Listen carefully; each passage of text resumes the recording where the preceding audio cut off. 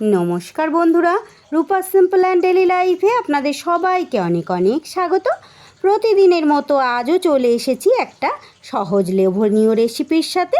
বিখ্যাত ঠাকুরবাড়ির যে কোনো রেসিপিই কিন্তু প্রসিদ্ধ, স্বাদে গন্ধে অতুলনীয়। আজ সেই ঠাকুরবাড়ির একটা সুন্দর নিরামিষ রেসিপি শেয়ার করছি।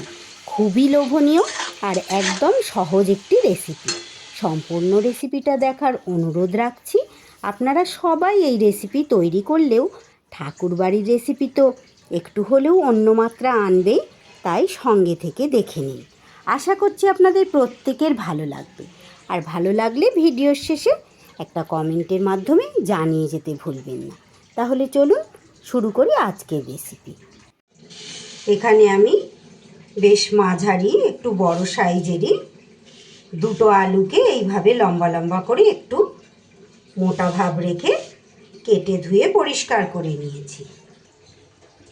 এইবার কড়াইতে আমি দিয়ে দিচ্ছি রাইস ব্র্যান অয়েল। আমি এই রেসিপি রাইস ব্র্যান অয়েলে করছি বন্ধুরা, আপনারা এখানে চাইলে সর্ষের তেলেও করতে পারেন। তেল গরম হলে তেলের মধ্যে দিয়ে দিলাম কেটে রাখা আলু, দিয়ে দিচ্ছি একটু হলুদ গুঁড়ো, একটু লঙ্কার গুঁড়ো, আর দিয়ে দিচ্ছে একটু নুন। এই রেসিপি বন্ধুরা আপনারা সবাই করেন, আমিও জানি, কিন্তু আজ আমি ঠাকুরবাড়ির এই রেসিপি আপনাদের সঙ্গে শেয়ার করছি। ঠাকুরবাড়ির যে কোনো রেসিপি তো একটা আলাদা ঐতিহ্য বহন করে, আপনারা সঙ্গে থেকে দেখে নিন। এবার আলুটাকে আমি কিন্তু খুব ভালো করে সুন্দর করে ভেজে নিই। আলুগুলো কিন্তু আমার বেশ সুন্দর করে মাঝারি টু লো আঁচে আমার ভাজা হয়ে গেছে। আলু কিন্তু আমার 60 থেকে 70% মতো সিদ্ধও হয়ে গেছে। এবার আমি এগুলোকে একটা পাত্রে তুলে নেব।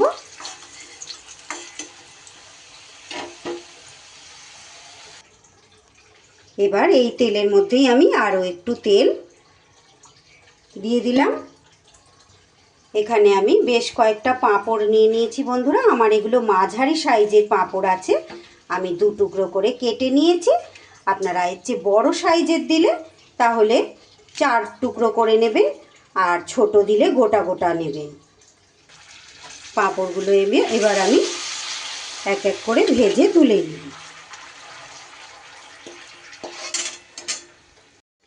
পাঁপড়গুলো সব ভেজে আমি তুলে নিয়েছি। এখানে আমি কিন্তু 6 পিস পাঁপড় নিয়েছিলাম, ওটাই কেটে 12 টুকরো হয়েছে। এইবার আমি এই তেলের মধ্যেই দিয়ে দেব কিছু ফোড়ন। দিয়ে দিচ্ছি তেজপাতা আর গোটা গরম মশলা আর অল্প একটু জিরে। ফোড়ন থেকে সুন্দর গন্ধ বেরোতে বেরোতে আমি একটা মশলার পেস্ট রেডি করে নেব। মশলা রেডি করার জন্য এখানে আমি একটা বাটির মধ্যে নিয়ে নিচ্ছি 1.5 টেবিল চামচ আদা আর কাঁচা লঙ্কা বাটা, নিয়ে নিচ্ছি হাফ চা চামচ জিরের গুঁড়ো আর হাফ চা চামচ ধনের গুঁড়ো, আর নিয়ে নিচ্ছি খুব সামান্য একটু হলুদ। হলুদের পরিমাণটা একটু কম করেই দিলাম বন্ধুরা, কারণ আমার আলু ভাজার সময় হলুদ দেয়া আছে, তাই জন্য।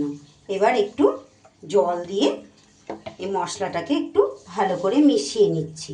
যদিও ঠাকুরবাড়ির যে কোনো রেসিপির মশলাই কিন্তু বাটা মশলায় তৈরি হতো, এখনকার দিনে তো আর সেই বাটা মশলার ঝামেলাটা নেই বললেই চলে। সবই গুঁড়ো মশলা, আর আদা কাঁচা লঙ্কা এটাও সেই মিক্সিতে পেস্ট করা। এইভাবে একটা মশলা আমি পেস্ট তৈরি করে নিলাম। এইভাবে জল দিয়ে মশলাটা আগে থেকে রেডি করে নিলে কি হয়, রেসিপির মধ্যে দিলে পুড়ে যাওয়ারও চান্স থাকে না, আর সেই সময় বেশ সুবিধা হয়। এদিকে ফোড়নটাও কিন্তু আমার খুব সুন্দর করে ভাজা হয়ে গেছে। সরি বন্ধুরা, লোডশেডিং হয়ে গেছে, আলো কম হচ্ছে কিনা ভিডিওতে আমি বুঝতে পারছি না, তার জন্য আমি ক্ষমা প্রার্থী। এবার আমি এর মধ্যে যে মশলার পেস্টটা তৈরি করলাম সেইটা দিয়ে দিলাম।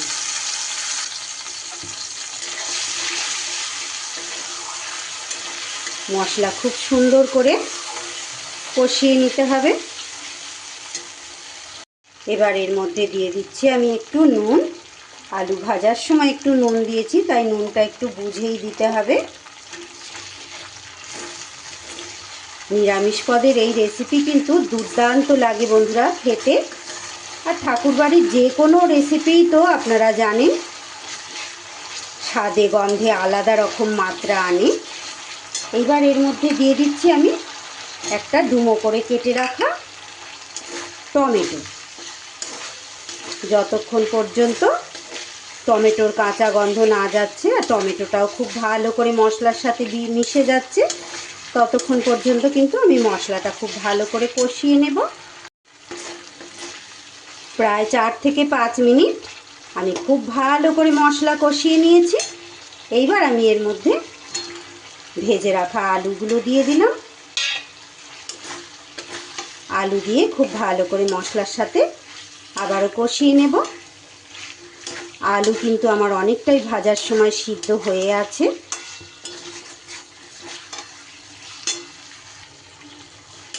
আলু ভালো করে মশলার সাথে মিশিয়ে নিয়ে এইবার আমি এতে দিয়ে দেব পরিমাণ মতো জল।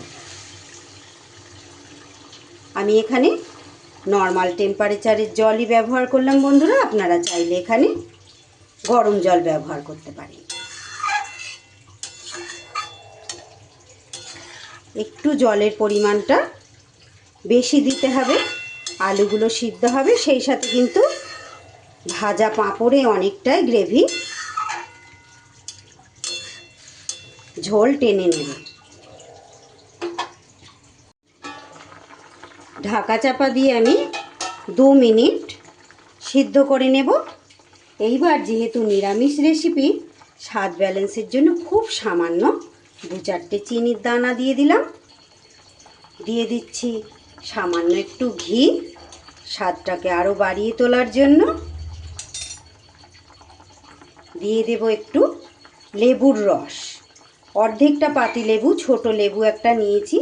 এটা আমার গাছের লেবু বন্ধুরা, এটাই কিন্তু লেবুটায় প্রচণ্ড রস, তাই পুরোটা আমি দিলাম না, একটু কম দিলাম। সব কিছু এবার ভালোভাবে মিশিয়ে নিয়ে এইবার দিয়ে দিচ্ছি ভেজে রাখা পাঁপড়গুলো। পাঁপড়গুলো দিয়ে আবার আমি 1-1.5 মিনিটের জন্য ঢাকা দিয়ে দিচ্ছি। গ্যাসটা কিন্তু আমার লো ফ্লেমে আছে। 1-1.5 মিনিট ঢাকা চাপা দিয়ে রান্না করে নেবার পর এবার কিন্তু আমি গ্যাসটা বন্ধ করে দেব।